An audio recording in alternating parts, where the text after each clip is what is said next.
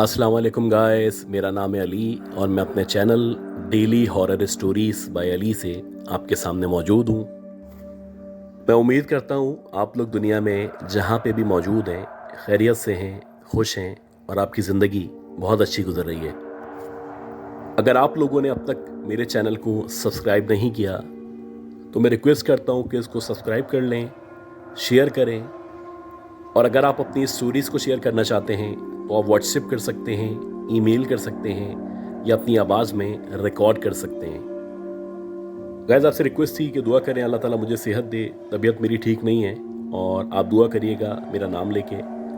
इसके साथ साथ अगर आपने अब तक इस ऑडियो को लाइक नहीं किया है तो आप प्लीज़ लाइक कर दें और उसके बाद हम चलते हैं अपनी स्टोरी की तरफ।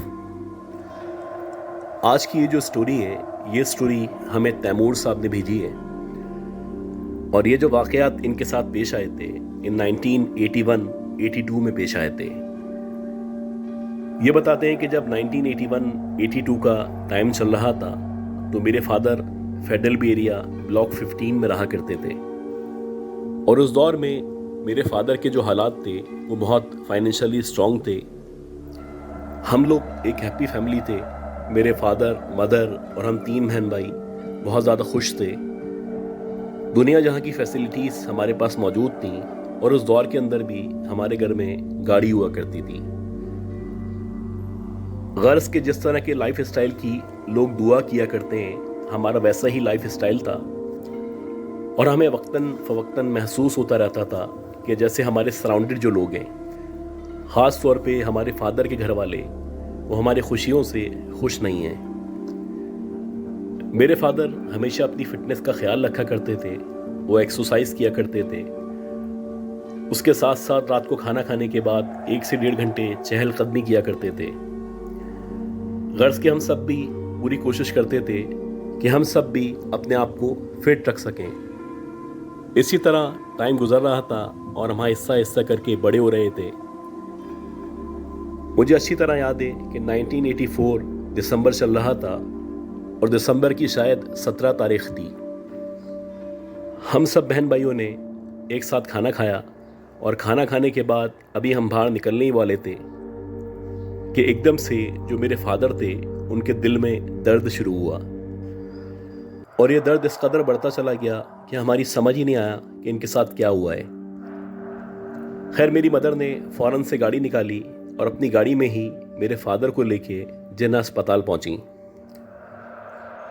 और जब हम लोग जिन्ना अस्पताल पहुंचे तो वहाँ पे डॉक्टरों ने चेक करने के बाद बताया कि मेरे फादर को हार्ट अटैक आया है। हम सब के सब हैरान थे क्योंकि हम लोग हमेशा ख़ास तौर पे फादर फिटनेस का ख्याल रखा करते थे। इवन के उनकी जो डाइट थी वो भी कंट्रोल थी। खैर, मेरे फादर को फर्स्ट एड दी गई और जो भी अस्पताल वाले किया करते हैं उन्होंने अपने तौर पे ट्रीटमेंट किया। तकरीबन 15 से 20 दिन तक मेरे फादर अस्पताल में एडमिट रहे। इस दौरानिए में उनकी जो सेहत थी वो गिरती चली जा रही थी और अब उनको देखते ही लगा करता था जैसे कि वो शदीद बीमार हो चुके हैं। खैर, हम लोग अपने फादर को लेके वापस घर में आ गए और घर में मेरी मदर ने अपने तौर पे उनका भरपूर ख्याल रखना शुरू किया। मेरी मदर की कोशिश होती थी कि जितना अच्छा उनका ख्याल रख सकती हैं रखें, उसके साथ साथ उनकी खुराक का भी ख्याल रखें।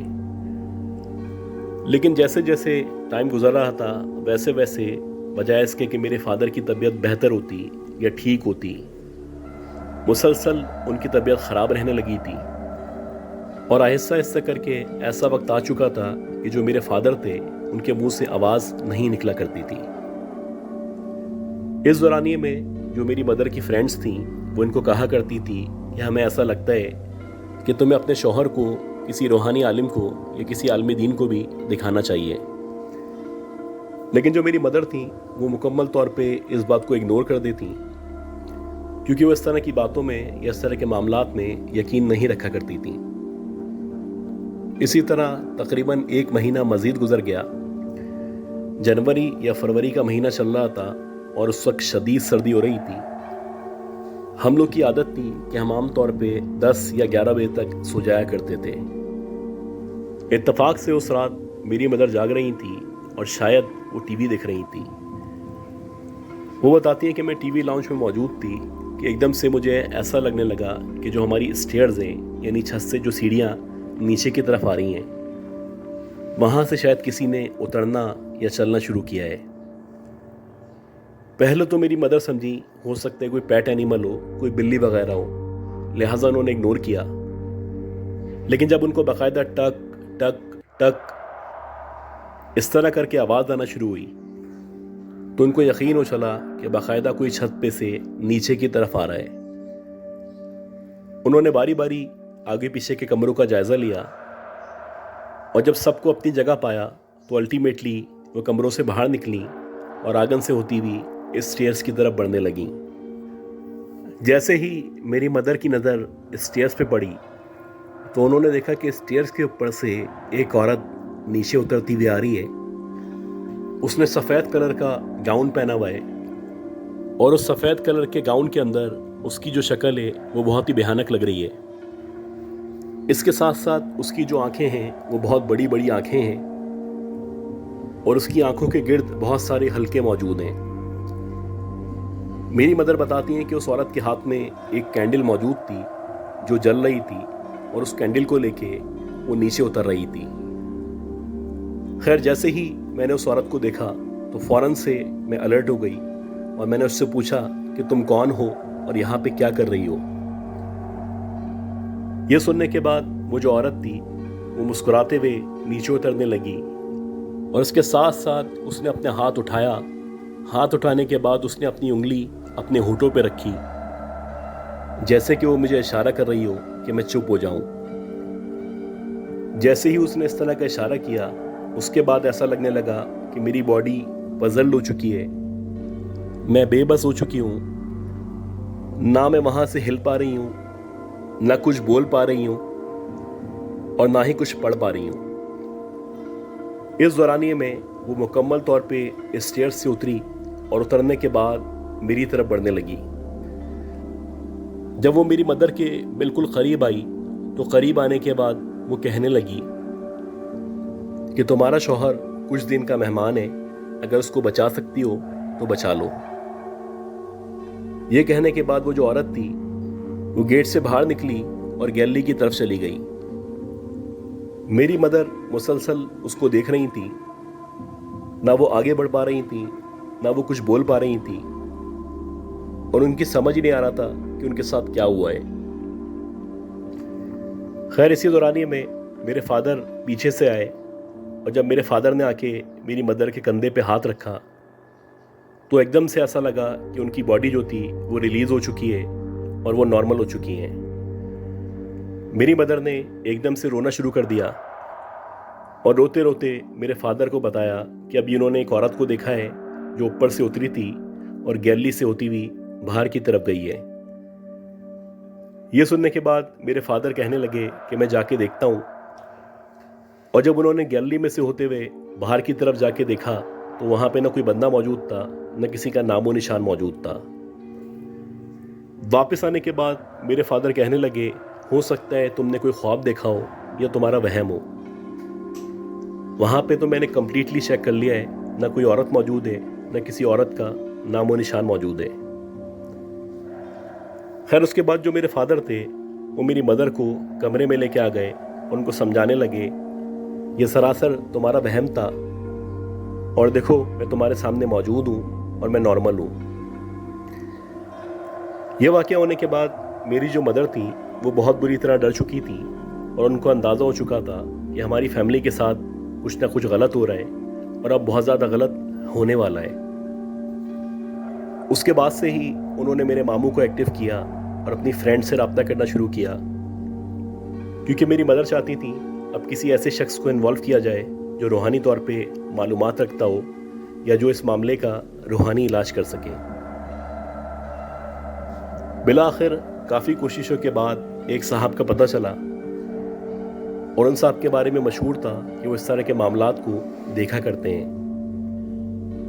खैर, जब वो साहब हमारे घर आए उन्होंने हमारे पूरे घर का जायज़ा लिया और पूरे घर का जायज़ा लेने के बाद हम सब से मुलाकात की और उन्होंने अपने इल्म के मुताबिक मालूमात इकट्ठी की और बताया कि आप लोगों के ऊपर शदीद काला जादू करने की कोशिश की गई है, और अगर ये कोशिश कामयाब हो गई तो आप में से कोई भी नहीं बचेगा। अब ये जो जादू आपके ऊपर किया गया है, ये बहुत ही स्ट्रांग जादू है। मैं कोशिश करूँगा कि मैं इसको ख़त्म कर सकूँ, और अगर मुझे कभी भी किसी भी स्टेज पे लगा कि मैं ये काम नहीं कर सकता तो मैं आपको बता दूंगा। उसके बाद आप किसी और से रब्ता कीजिएगा और उससे इस मसले को सॉल्व करवाने की कोशिश कीजिएगा। उसके बाद से वो जो साहब थे, उन्होंने हमारे घर वालों का, ख़ास तौर पे हमारे फादर का इलाज करना शुरू किया। जैसे जैसे वो बोल रहे थे वैसे वैसे हम लोग कर रहे थे, लेकिन उसके बावजूद भी जो कुछ हो रहा था वो नाकाबिल यकीन था। और हर गुज़रते हुए लम्हे के साथ, हर गुज़रते हुए वक्त के साथ मेरे जो फादर थे, उनकी तबीयत मज़ीद ख़राब से ख़राब होती चली जा रही थी।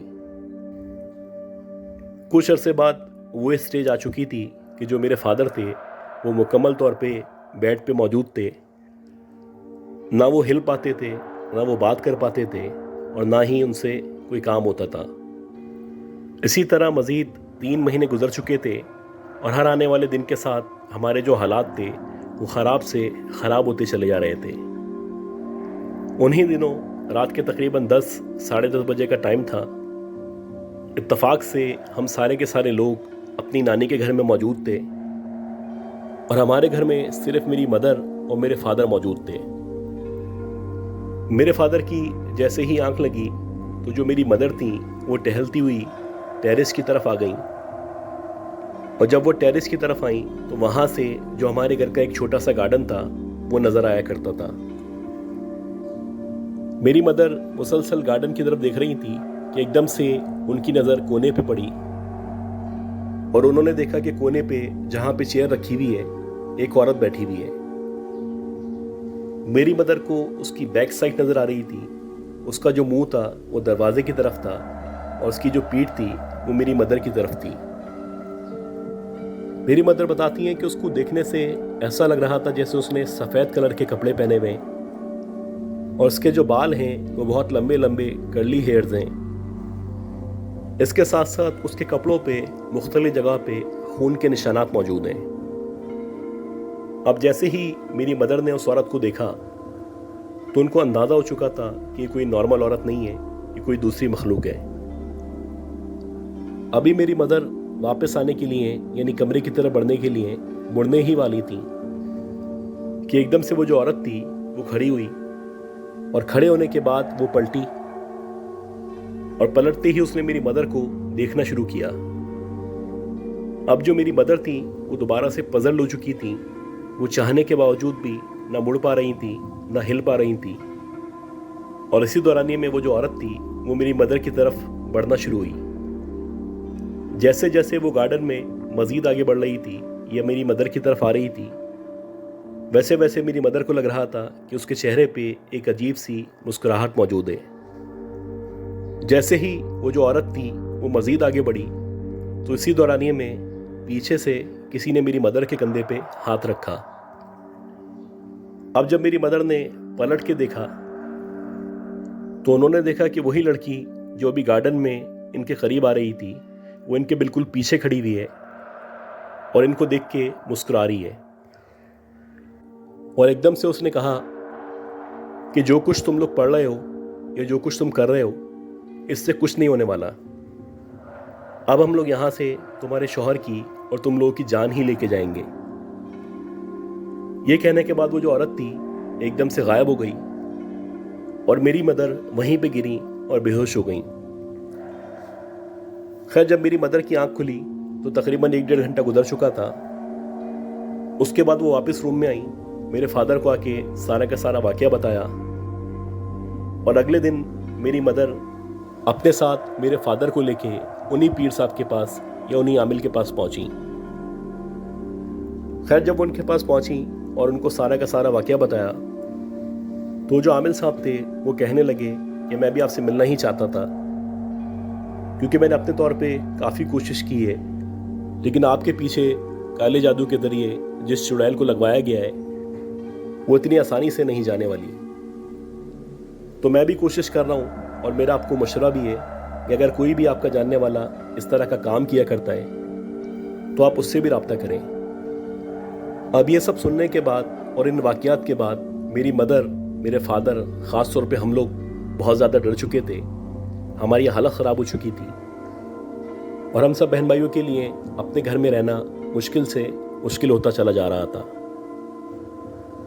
खैर, इस दौरानिए में मेरे मामू को एक और अमल का पता चला और उनके बारे में मशहूर था कि वो गारंटेड इस तरह की चीज़ों को टैकल किया करते हैं। लेकिन हाँ, उस दौर के हिसाब से भी उनकी जो फ़ीस थी वो 10,000 रुपीज़ थी। खैर, हमारे पास कोई और ऑप्शन नहीं था, लिहाजा हम इस बात पे भी एग्री हो गए कि हम लोग उनको 10,000 रुपये दे देंगे, लेकिन जो हम पे जादू किया गया है, ये जो चुड़ैल हमारे पीछे भेजी गई है, किसी भी तरह इससे हमारी जान छूट जाए। खैर, उन साहब से रब्ता किया गया और उनको जो एडवांस पेमेंट थी वो कर दी गई और फिर उन्होंने भी अपने तौर पे इलाज शुरू किया। खैर, जैसे ही उन्होंने इलाज शुरू किया तो उसके 2-3 दिन के अंदर अंदर ही हमें बहुत फ़र्क महसूस होने लगा। हमारे जो फादर थे वो आहिस्ता आहिस्ता करके बेहतर होने लगे। हालांकि पहले ऐसा होता था कि वो मुसलसल बेड पे लेटे रहते थे, अब उन्होंने उठ के बातें करना शुरू कर दिया था और हमें लग रहा था कि ये जो आमिल हैं ये भरपूर तरीके से अपना काम कर रहे हैं। उन्हीं दिनों मेरी जो बड़ी वाली बहन थी उनका रिश्ता आया और जैसे ही उनका रिश्ता आया तो ये एक मौके का रिश्ता था और हम लोगों ने हाँ कर दी। और हमारे हाँ करने के बाद ये डिसाइड हुआ कि 3 महीने के अंदर अंदर जो मेरी बहन है उनकी शादी कर दी जाएगी। उसके बाद से जो हमारा दिमाग था वो जादू पे से या इस तरह की चीज़ों पे से डाइवर्ट हो चुका था और हम सबका जो फोकस था, जो हमारे घर में शादी होने वाली थी, उस शादी के ऊपर था।